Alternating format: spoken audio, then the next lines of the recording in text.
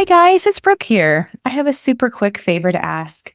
When you have a moment, please take just a second to give this podcast a 5-star review. This will help me to continue the podcast and continue to bring these resources to the community. Thank you so much for that 5-star review. Your child is not broken. Goodness gracious. And you are the hero in their story. They have every bit of healing capacity beneath them. You need the Brooks, you need the PX Docs, you need the hope. Hope is where the healing begins.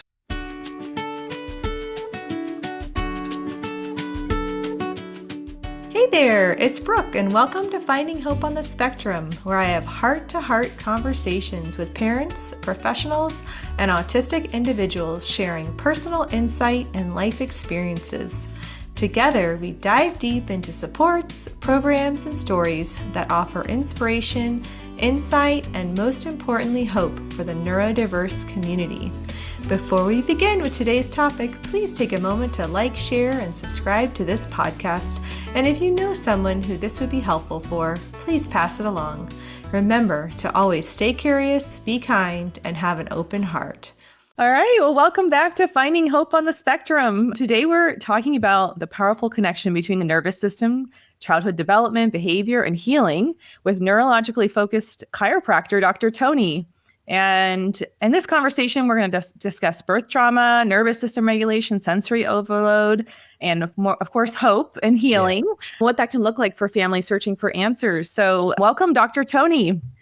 Thank you. You know, I just got done doing a podcast right before I jumped on, so I didn't have time to run to my closet and get my other favorite shirt. And I know we're on a podcast. Some people are like, what the heck does that matter? But the two shirts we wear all the time are Expect or Experience Miracles and then Hope Dealer. So have always loved this podcast. I mean, from title to the content to the people, but it's where healing starts. So I'm ready to deal some hope with you today, my friend. Oh my gosh, I love it. It's fantastic. Well, let's just jump right in. Let's start off with, what first drew you to neurologically focused chiropractic care and even if, what that means for families that have not heard that specific term before. Yeah, you got it. Well, I'll start with the chiropractic part of things. I'll kind of just real quickly go through the history of chiropractic. It starts there. The joke I always like to make, because it's such a simple, easy, accurate, relatable metaphor, is in today's world, all of our families who love to be healthy, we are very strict about having organic food, right? Well, it's kind of funny when you pull that apart. You're like, organic food should just be called food.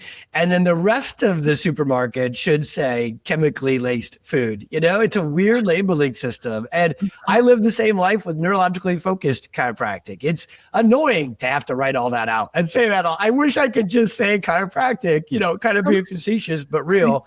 Because chiropractic actually started entirely about the nervous system. The first chiropractor all the way back in my home state of Iowa in 1895 just was studying anatomy, studying physiology, and figured out that the spine, which we now, to bring this to life, called the neurospinal system, that's that super communication highway connection between the brain and every other tissue, system, and cell of the body. And so neurologically focused chiropractic is the purest, longest standing, most impactful part of chiropractic. So from a chiropractic education standpoint, I always fell in love with the nervous system aspect and then wellness, performance, and all that when I was going through school.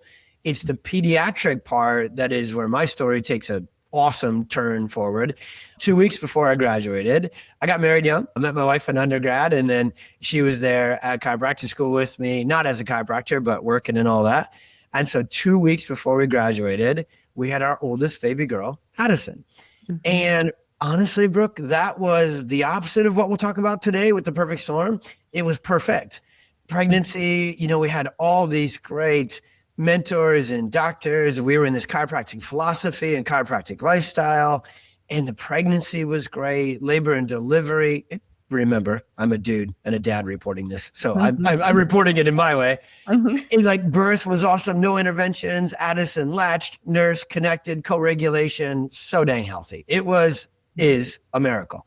And I remember looking at my baby girl and thinking my entire plan for the practice, which was going to be regular sports performance, wellness, kind of general chiropractic. Not that that's bad. That was just all I knew. Mm-hmm. And I looked at Addison and everything shifted. And I was like, I got to figure out how to help more families have this outcome. a kid this healthy, and I knew enough already 20 years ago to look at the greater landscape of kids. And even though I hadn't, gone full force into pediatrics yet, I just looked around at nieces and nephews and everything else. And you're like, why is everybody sick?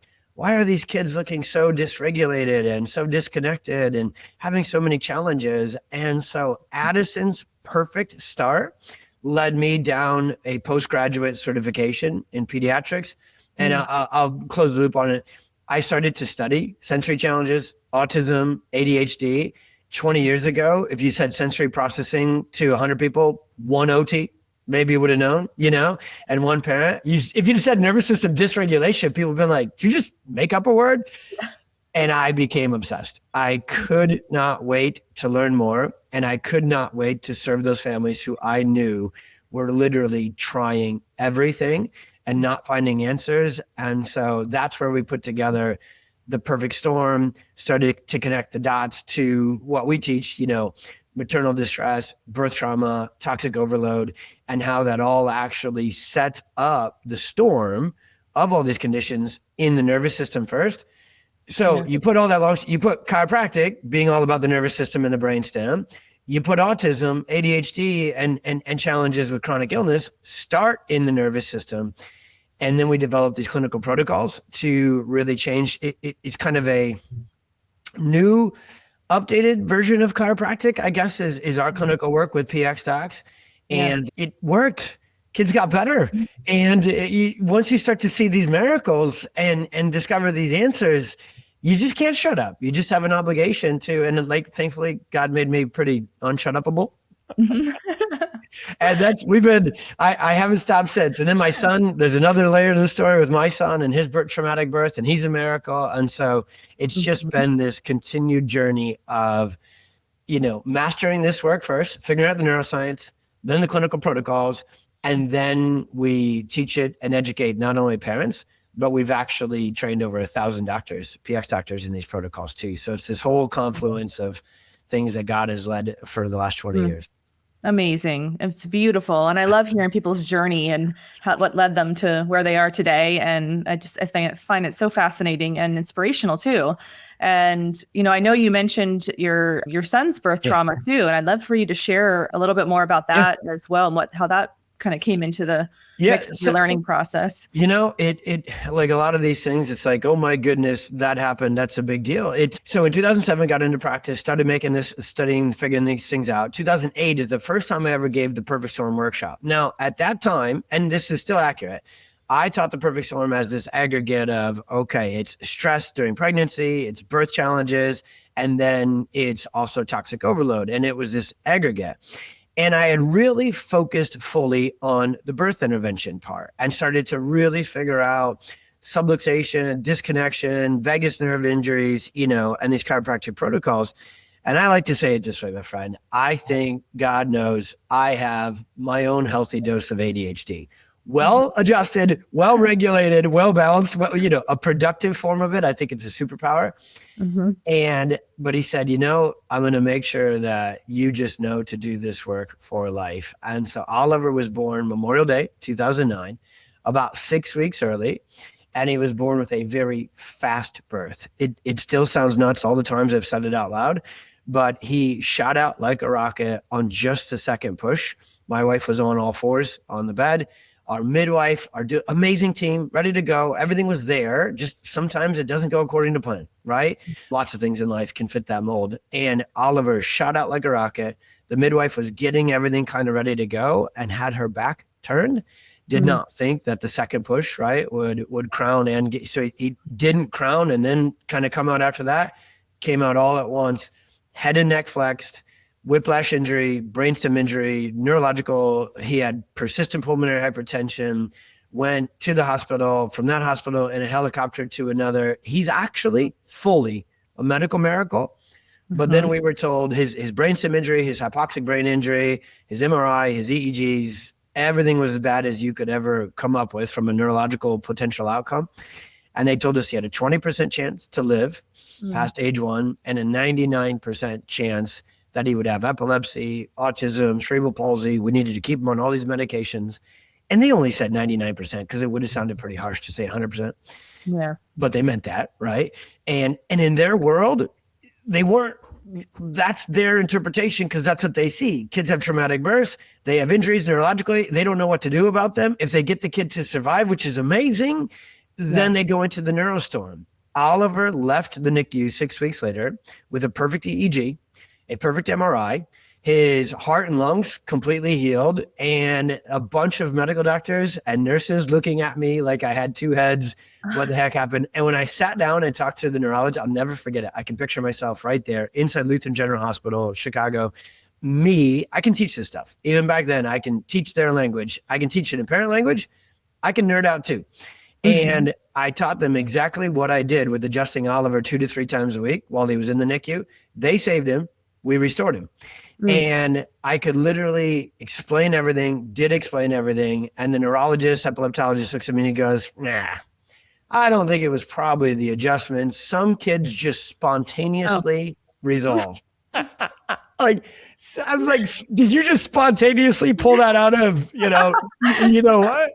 And so it's fine. At that time, I was like, if you've ever been in the hospital with your kiddo, you want to get home.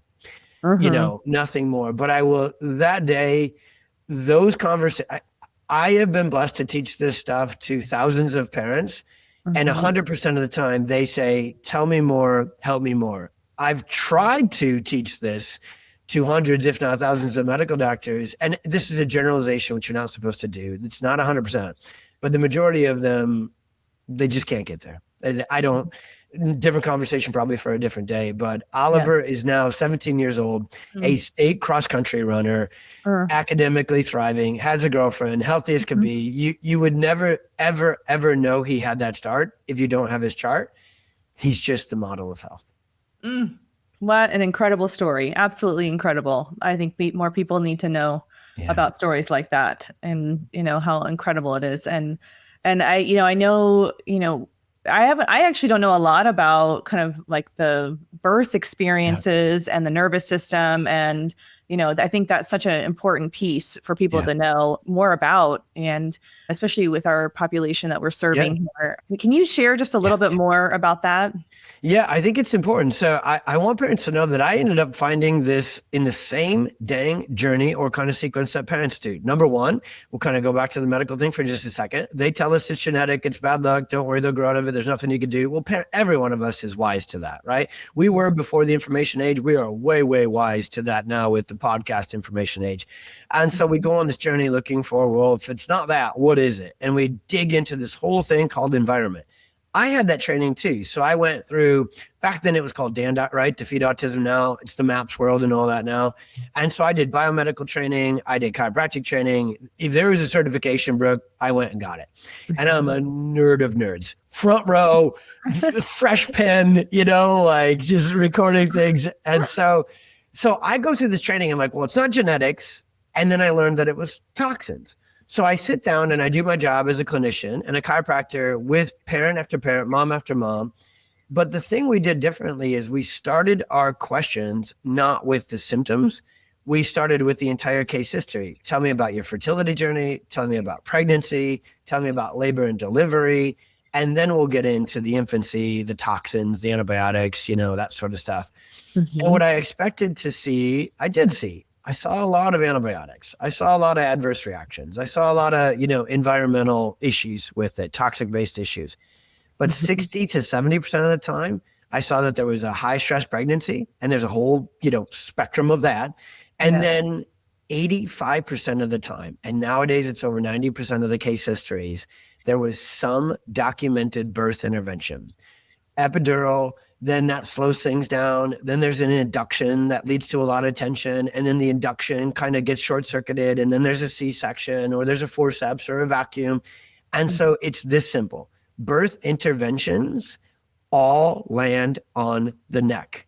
Either forceps, Iowa farmer language, big pliers, or vacuum, plunger, or a big set of hands on a C-section or manual assistance. And they grab a hold of our baby's head and neck.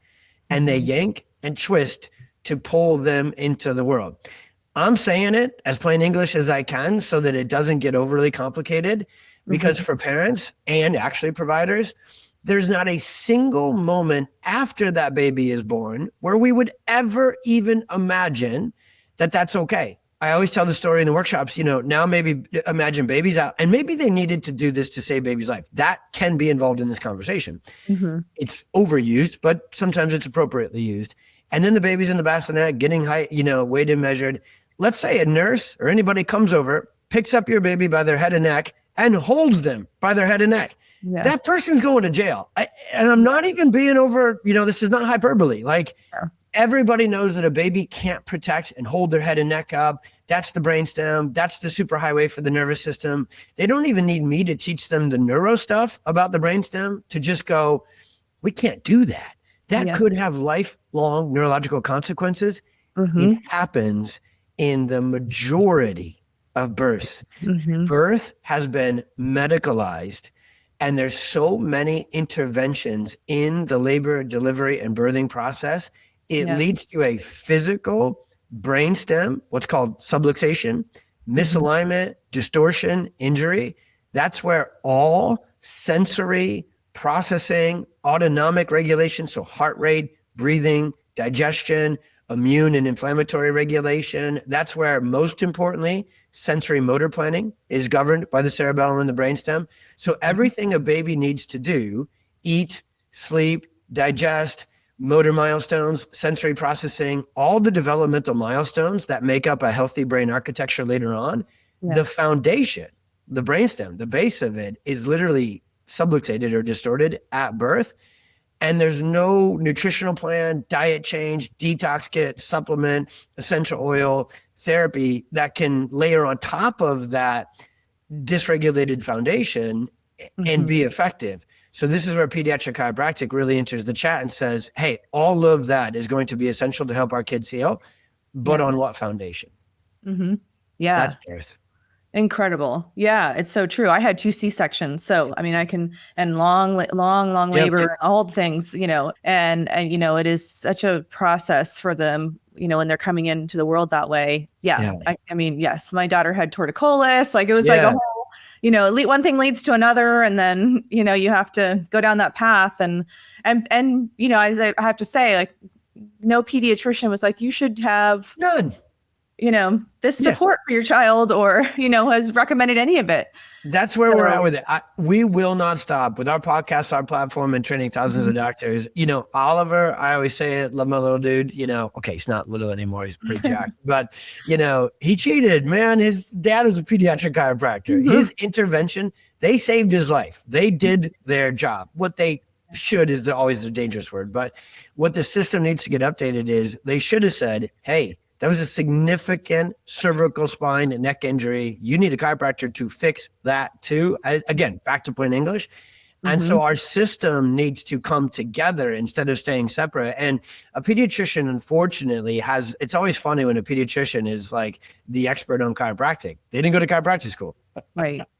I'm not the expert on pediatricianing, I'm making up a word to literally just say that, right? I'm not a pharmacological expert and that. So they just don't know what they don't know. And so that's where we're going to continue to do research and do work that says for your rock star kiddos, that intervention very likely, very often is life-saving for mom and baby. But if it has a life-altering component to it too, and somebody can handle that, well, that's where, and I don't think that should be left to parents. Right. No, especially when you're brand new and you're just trying to navigate keeping the baby alive.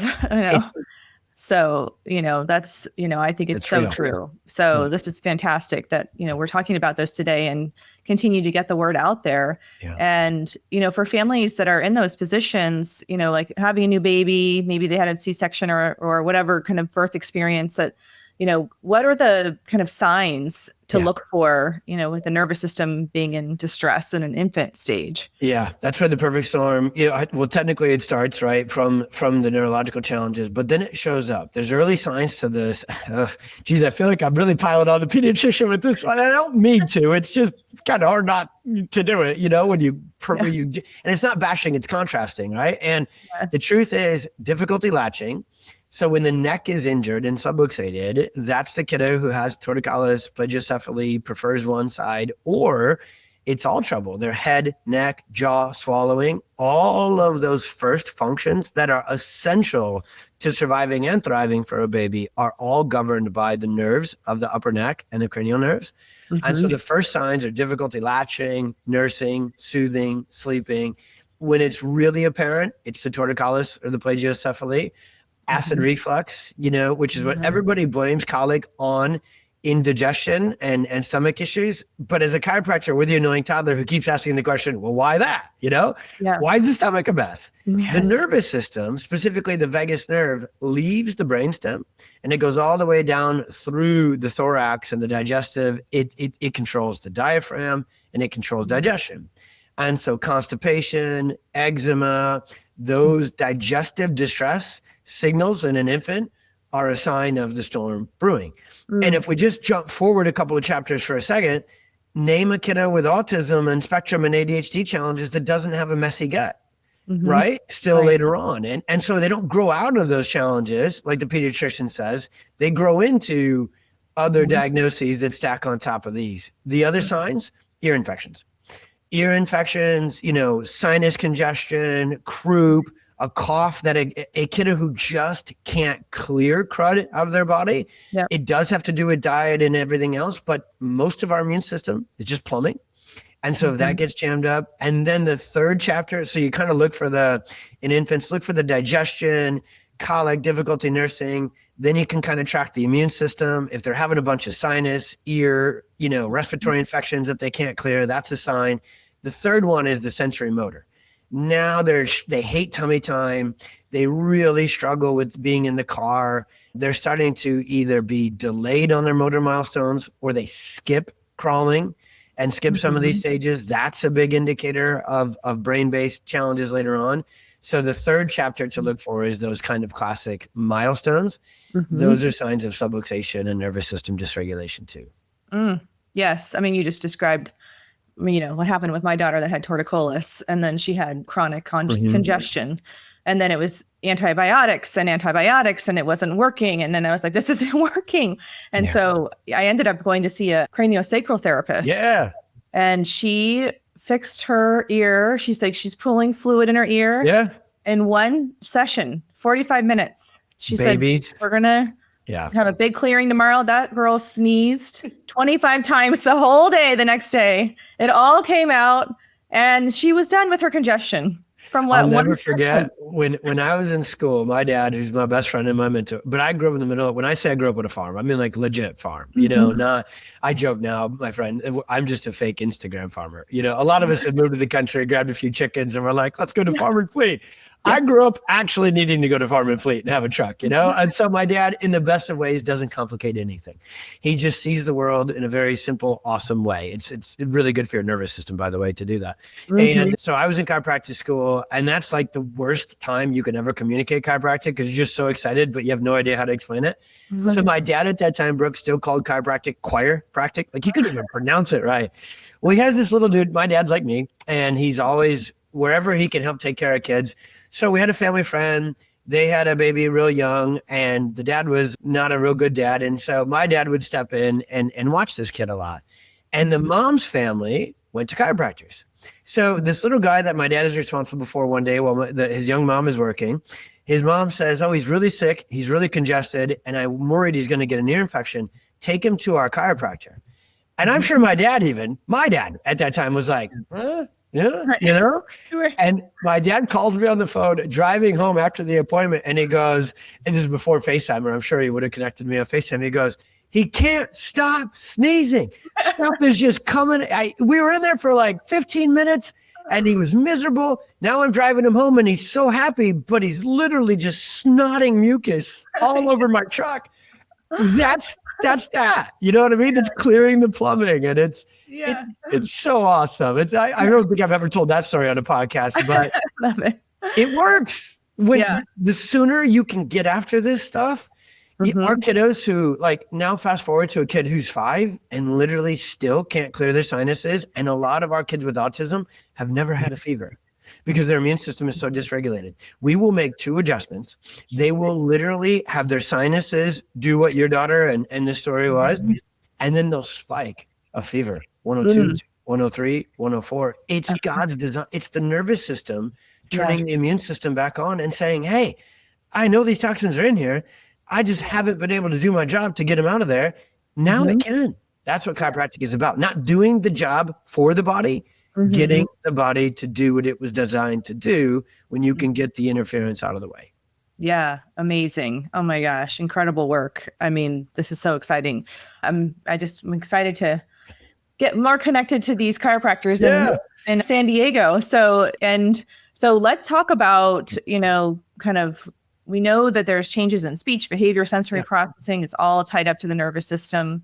Can you kind of just explain that for our kids on the spectrum, kind of what that is like for them? Yeah. One of the most important things I think in today's era of helping kids on the spectrum is I feel like us moms and dads that are looking to help our kiddos with these chronic challenges, we're lost in a second C, meaning at first you kind of get buried in the conventional world.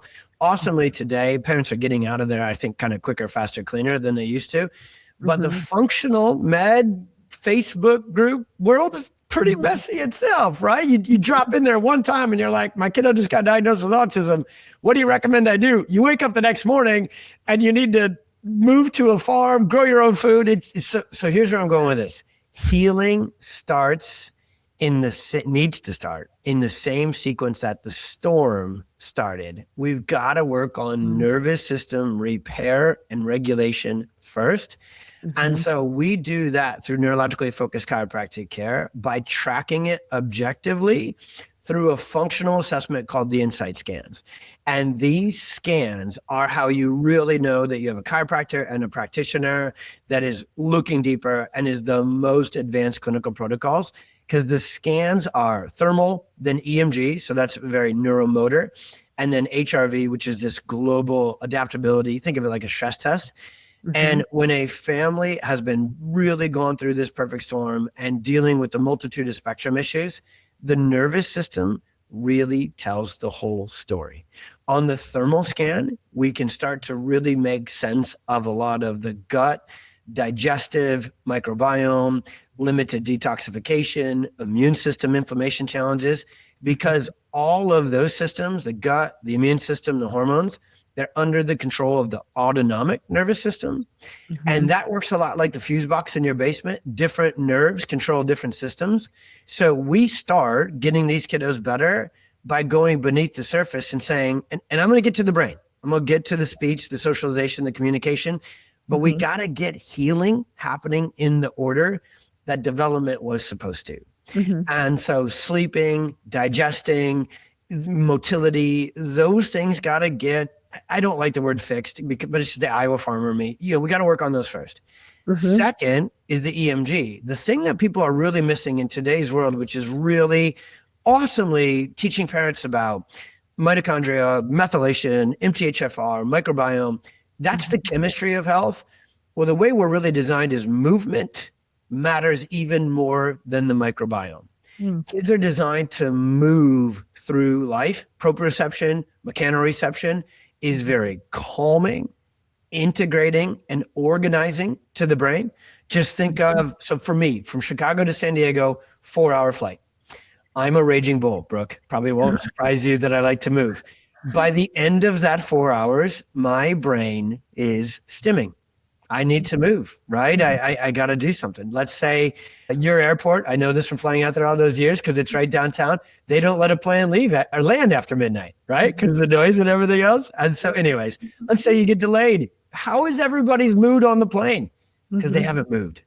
It's literally, the biscottis don't help and the deck, but they haven't moved. So we then measure EMG and we do a very thorough, way beyond, and there's a lot of good PTs, OTs that do this too. They understand this, but they're standard ones. So we do a very thorough neurosensory motor function analysis, both through in the clinic and also through the EMG. And so the second system, after we get a kiddo sleeping, pooping, eating, breathing, lymphatic drainage working better, then we work on the motor system and the sensory system. We need to reconnect it. We need to reorganize it, because most kids on the spectrum, and parents, this is the hardest one on a podcast to think of. You know how often your kid's pooping, you know what foods they're eating or not, but how they're moving is deceiving because they've compensated. Mm-hmm. So the raging bull just moves with tension, has to climb everything, touch everything. That's a neuromotor issue. The drunken bull slaps their feet on the ground, is very collapsed posture, rotational, distorted. Those movement challenges wreak havoc on the cerebellum. That creates all sorts of sensory stress, noise, distortion into the brainstem. Mm-hmm. And that gets us to the third layer, which is the brain.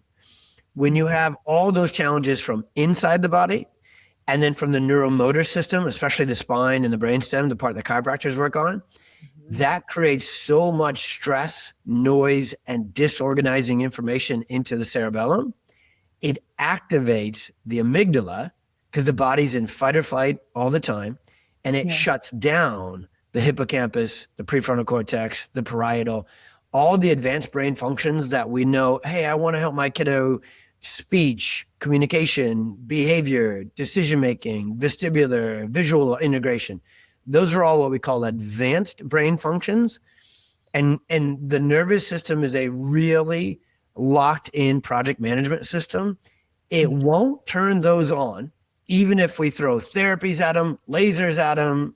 It's not going to turn on those components of the brain until it can safely say, I'm safe, I'm regulated, my primary foundational functions have developed and are good to go. So healing for a kiddo on the spectrum looks like this.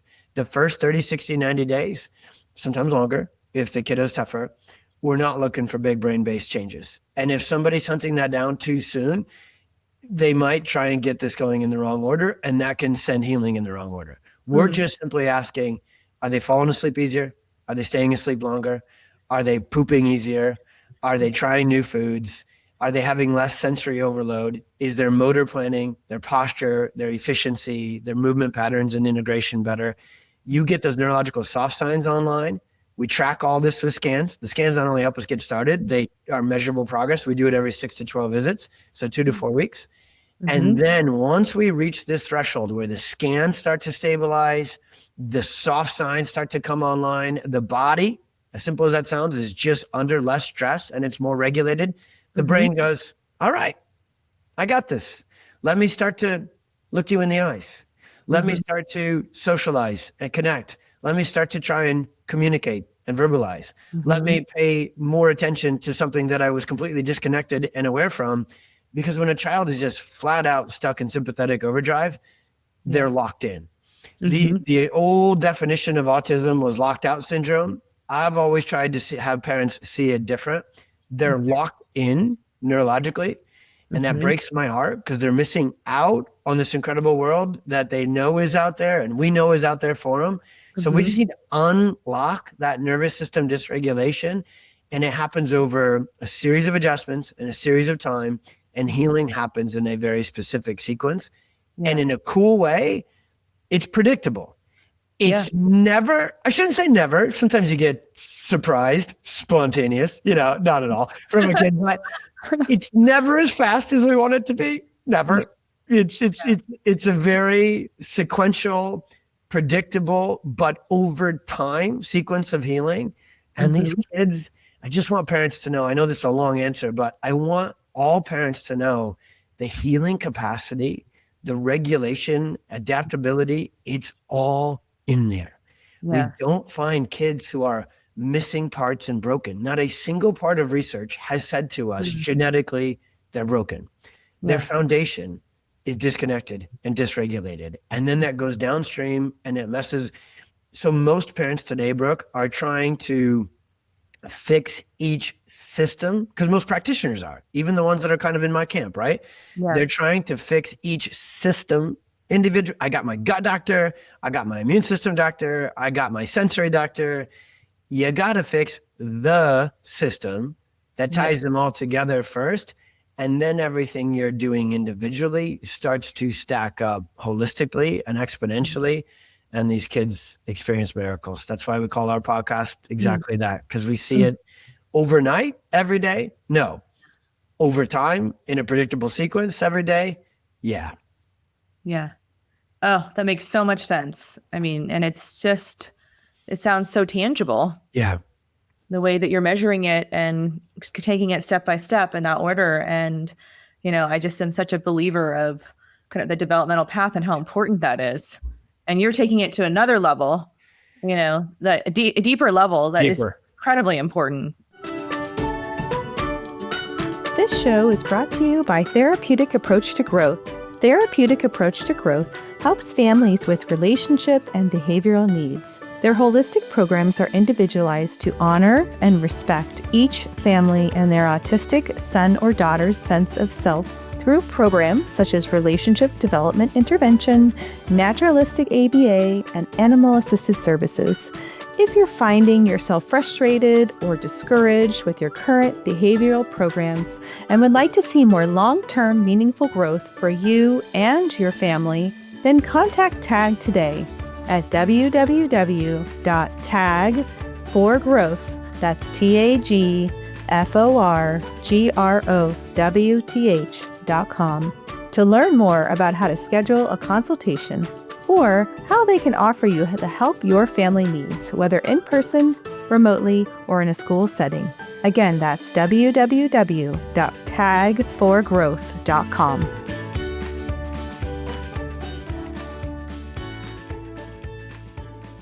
I'm so curious to hear more about kind of what a session looks like when somebody comes into your clinic or the clinics, and we'll talk about kind of all the things you're doing. You're doing all these amazing things, but what does it look like? In the best of ways, buddy, that's a little bit of a, auditorially, I'm such a nerd. I talk about the senses in the nerd terms of the sense. Okay. Meaning me saying it on a podcast is harder sometimes than showing a video. Oh my gosh, I got to turn my nerd brain off at some point in my life. When I'm mowing my lawn, I'm still thinking nerd stuff when I'm mowing. Okay, so what a session looks like is not at all what chiropractic looks like on TikTok or YouTube. Okay. So with a sensory kiddo, less is more always, but especially in the beginning stages. So the way PX docs are trained is if we need to go, even our technology, shout out to the company CLA and my mentor, Dr. Fletcher, who brings the scanning technology. It's all Bluetooth and it's all sensory friendly and it's all on an iPad. We literally, even in our clinics, we have like a mobile, little Wi-Fi hotspot. We will go out to a minivan if that's where a kiddo is comfortable, run their scans and make their first adjustment. And some of our level 3 sensory spectrum kids are not wearing clothes. They're in a diaper and they're not coming into the office to start. Yeah. And so it would be easier if I practiced in San Diego than Chicago some months of the year. But so we will go to now, the way we designed our office, I'm starting with the extreme cases. So everybody listening knows that we can help them. Because a lot of times parents will hear this and go, well, I know chiropractic is done by hand and by touch, and you have to go in an office and lay down on a table. So they just dismiss it offhand. Not with the PX doc. So we have the training and the technology to just go meet your child where they're at. Toy room, fine. Your lap, fine. Minivan, fine. On the move, fine. The technology, the adjustments are done by hand and they're very gentle. It's called a neurotonal approach. So they take only mere seconds to split seconds, and they don't require a kiddo to lay down on the table, take a deep breath. Here's what's cool. After you do that a few times, these kiddos can be level 3, nonverbal, profound, and they will not have the words yet to say, hey, chiropractor or mom and dad, that felt great. Usually within 3 to 6 adjustments, after we meet a kiddo in a minivan, meet him in the toy room, we do our light adjusting, sensory regulating, vagal nerve stimulating sort of session, and it only takes a few minutes. It's the communication that actually takes longer because we want parents to know what we're doing.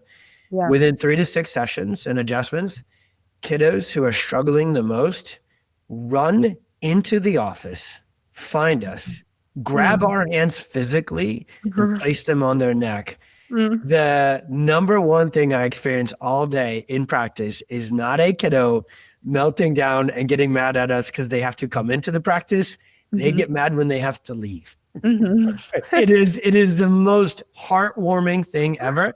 Yeah. It's funny because we also can't over adjust them. In the beginning stages, you got to take this one. It's neuroplasticity, right? Development. Right. You know it better than anybody else, Brooke, and you teach it. It's that, it's the catalyst and the stimulus over time, but it's got to be the right dose on the right frequency. So some kids get mad at us because they're like, do more. And we're like, we can't today, we're going to overcook your already overcooked system. Yeah. So you want a chiropractor, you need a chiropractor. Families listening, they need to, if they can talk the way I'm talking, they know their stuff. I'll just say, if they're certified and listed on a directory, you're totally safe because I trained them, but they should have the technology. Any chiropractor who's talking about transforming the nervous system, but isn't measuring it, isn't really doing it at this level. And then the last thing you need is a chiropractor who says, hey, you got to hold your kiddo down on the table and then we'll make the adjustment. Our job is to take stress off of their nervous system, being held down and made to get an adjustment. Even if you get it, you're net neutral at best. Yeah. Yes. Yeah. So true. Yeah. I love that. I mean, that just, I'm so glad you clarified, the flexibility that you have in this approach, to really meet those kids where they're at and the families too. I mean, I'm sure that we could talk about a whole other conversation on what the parents need. Yep. Support them because, their nervous systems aren't in the best of shape usually either. And I was also curious, I have adult clients that we serve in our practice and wondering, do you work with adults on the spectrum as well? 1,000,000%. The crazy thing earlier, the first question is like, hey, what's your story? My story is a raging bull sensory kid. I didn't sleep for 20 years. Farm kid who wanted to wear Adidas. My dad called them rubber pants, Brooke.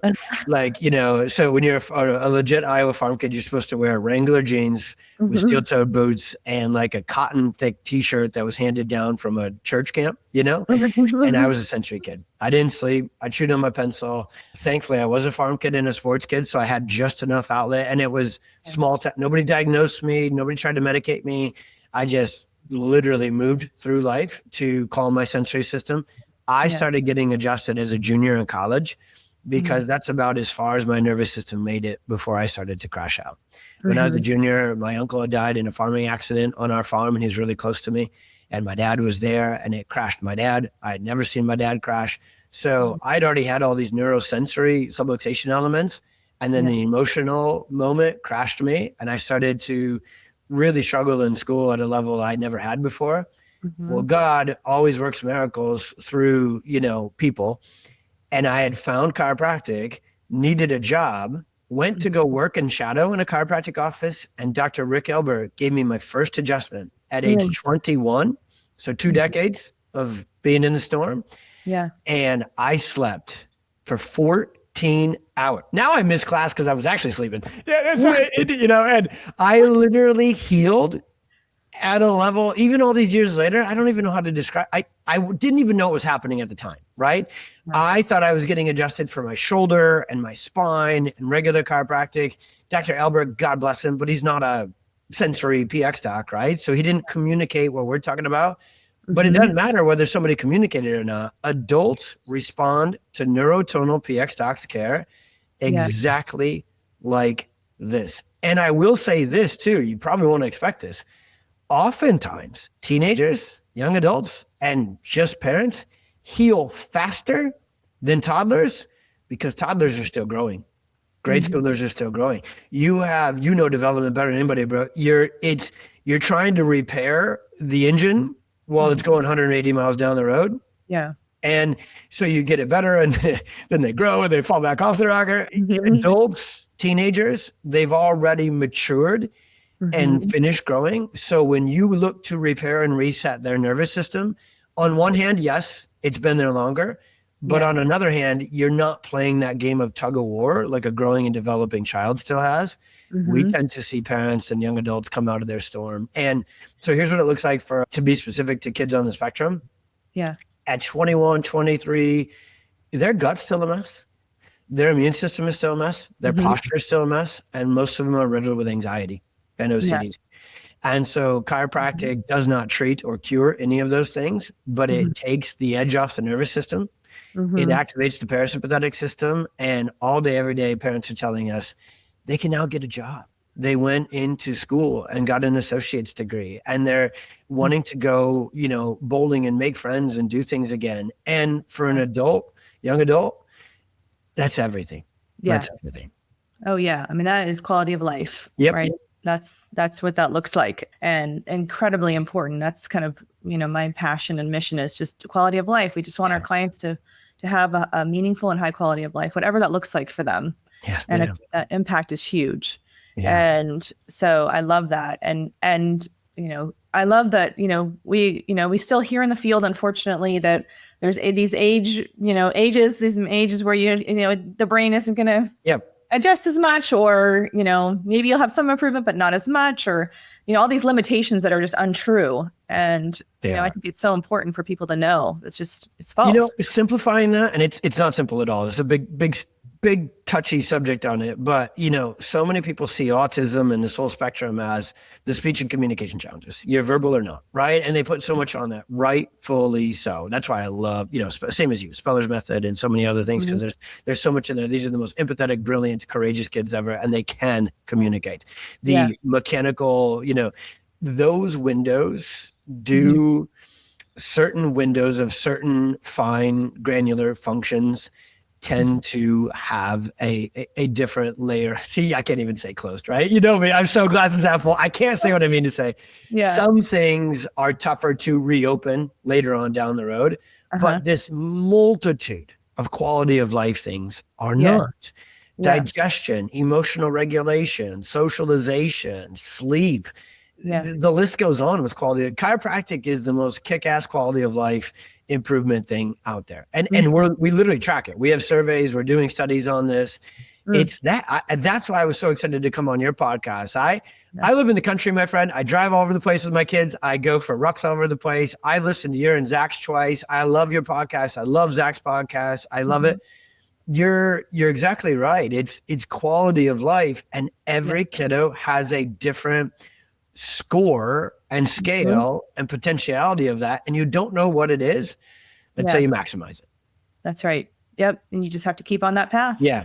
You have a lifetime to learn. So what I tell my family is just, no matter how old you are. And so just since you mentioned spellers, do you have spellers that come to your practice, or have you worked with spellers before? All day. Gosh, it's crazy. Now, after 20 years of doing this, we are blessed to see over 1,000 patients a week, come to the clinic, and then we have 1,000 doctors all over the place. Yes. All day, every day. In a way, just to simplify it, I think if it's out there, we've seen it. And we've worked to get the nervous system beneath it better. And it just marvel. I have the greatest existence ever because I teach this stuff. This is real rain, what I'm about to say. I walk around in my clinic and I can teach the neuroscience. I can explain everything. I am the nerd of nerds. And still, I walk into a room and a parent says, hey, we couldn't do this. Now we can. And I go, well, subluxation, nervous system. And I'll go to the whiteboard and draw it out. But in the back of my brain, I'm going, no way. Yeah, it's just so amazing that I'm like, that really happened. That is amazing. Yeah, so we really do. What we find, the word I'd actually bring to the table with spellers and the different ways of getting communication, and other functions fit this too. When you have subluxation and nervous system disconnection, even all the capacity the body has, the signal is interfered with, so it becomes inefficient. Chiropractic done this way increases the efficiency of the nervous system. And so now they can do more efficient, fast, complete, thorough communication, spelling, name it. And so families fall in love with it because it's like, hey, we've always been able to do this. We can do this now with more efficiency.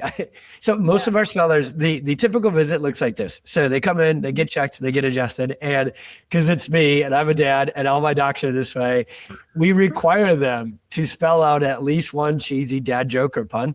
So it happens all day, every day in the practice. So we get done adjusting, we leave the adjusting room, and we got to do this for show, right? So we come out to the waiting room, we go to the front desk where our care advocates are, and we're like, all right, you're up, joke time. And everybody gathers around. We just laugh our faces off because these kids are fun. Yes. And they have a level of humor that can be hit that you have to just experience. Yes. Yeah. So all day, every day, we have our spellers just telling us. And when it's an inappropriate, I'll just add one more layer. When it's inappropriate, inside a pediatric practice, it's actually even funnier. I love it. And they know they can get good zingers in there.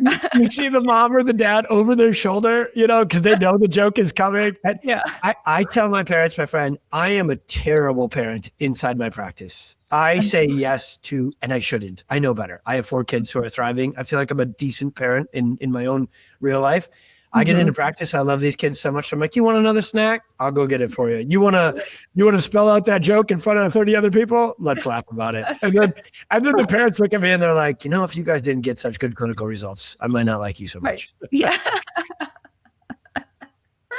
I love it. It's fantastic. I love it. The connection. Oh my gosh. So great. And it's so true. I think for spellers, even if they're able to spell more efficiently and it's less challenging, because it's so draining for them, when they're learning to spell and going through that whole process, and so, even that alone is a game changer. Yeah. Right. Just to get your I thoughts think out. efficiency, if you really open up my nerd brain, buddy, efficiency is my favorite word. Because motor planning needs efficiency, digestion, efficiency, detoxification, mitochondrial function, metabolism, efficiency, all run by the nervous system. When it's efficient, those things are amazing. When it's subluxated, those things are inefficient. And even if you get them done, it's exhausting. Yes, it's so true. I love that. Well, I'd love for you to share just kind of, you've mentioned your practice trainings, like tell us about, break it down. What are the things that you're doing for families that want to know more about this or professionals as well, of course. Too. Yeah. Looking ahead, I'm a big vision guy. Much to the chagrin and stress of my wife, there's an old farmer saying, be where your boots are. I kind of never am. I'm always thinking 3 moves down the road. And so many, many years ago, we started to get these crazy clinical results, starting actually with young adults and kids. We really didn't get a chance to help younger kids until you kind of prove the model on older kiddos. And anyways, it just hit me one day. I'm a big prayer and a big planner. And I realized, let's say the dream comes true and we can get the word out about this. Not everybody can come get adjusted every single day in Crystal Lake, Illinois to experience these miracles. So there's a logistical thing with chiropractic that isn't as easy as supplementation or, where you can take it home and do it at home. You got to get to an office physically to get it. And so I started to realize right away that not only did I need to train other doctors in my own practice to be able to keep up with the clinical protocols, when I started to do that, it worked. And I, by the way, is my least favorite word in the English freaking language. I can't stand talking about myself, but I was like, I'd be the biggest jerk in the world if these clinical protocols, stayed with me. Right. And so all I started to do, and it was actually, shout out to Dr. David Jackson there in San Diego. It was him. I was telling you earlier, I used to come out there and work with an incredible doc out there. He asked me, he had big heart, big vision guy too, and not necessarily clinical neuroscience guy like me. And he said, we got to teach this to other chiropractors. Can you sit down and write out everything you do? I remember the first time I sat and opened my laptop to do that. I was like, what do I do? But eventually you just document it all, built these protocols. And so long Tony's story of saying, started to teach it to our associate doctors in the practice and it worked. And it's a systemized clinical protocol based upon neuroscience and research. And then we started to teach seminars. And then a couple of years ago, I created this PX Docs network, and that stands for the pediatric experience. So the X in there is our mission. We want these kids to experience the highest quality of life possible. And we know that they can't get there without chiropractic serving as the foundation. Not saying nutrition and supplementation and every other intervention isn't incredible, but it's got to be built on this repaired and restored and regulated foundation. So now parents can go to www.pxdocs.com. You can find that on Instagram, Facebook as well, or the Experience Miracles podcast. We not only teach all the neuroscience and do all the things you blessed me with the opportunity to do here today for your community, my friend. The directory is there. You can plug in your city. We're in 19 countries. We're going over to the UK to certify another 80 to 100 doctors later on this summer. I've been to Australia. We're getting there all over the world. And it's important that if we can, we find you a PX doctor local to you, because what we said earlier is true. This is over time and repetition to get the healing potential to really be there. So in Crystal Lake, families can come. If somebody wants to come see me and our team, we do offer 3-week intensives and various kind of time duration intensives where somebody can come start in our practice. And I'll send you the link to put in the show notes for that. Perfect. I do run point on a few patients. We see between 2 to 4 a month. And then we see some incredible changes and really do a lot of healing and things that happen during that time. But the Yeah. coolest thing about an intensive is we really lock in the protocols and the game plan that we know works for your child, because we are the leading chip in doing this. And then when we send you home to a PX doctor at home, they go home with our guidance, with our blueprint, with our protocol. That is your child's blueprint and protocol. So the patients I do still see in practice are tough, complex, intensive patients, epilepsy, seizures. Each parent, when I say that, I think parents will know, hey, my kiddo's at a level where maybe the intensive is the right move to start with. Yeah. And then other families, again, there's no scale of severity per se. Each of our kiddos deserves full potential healing.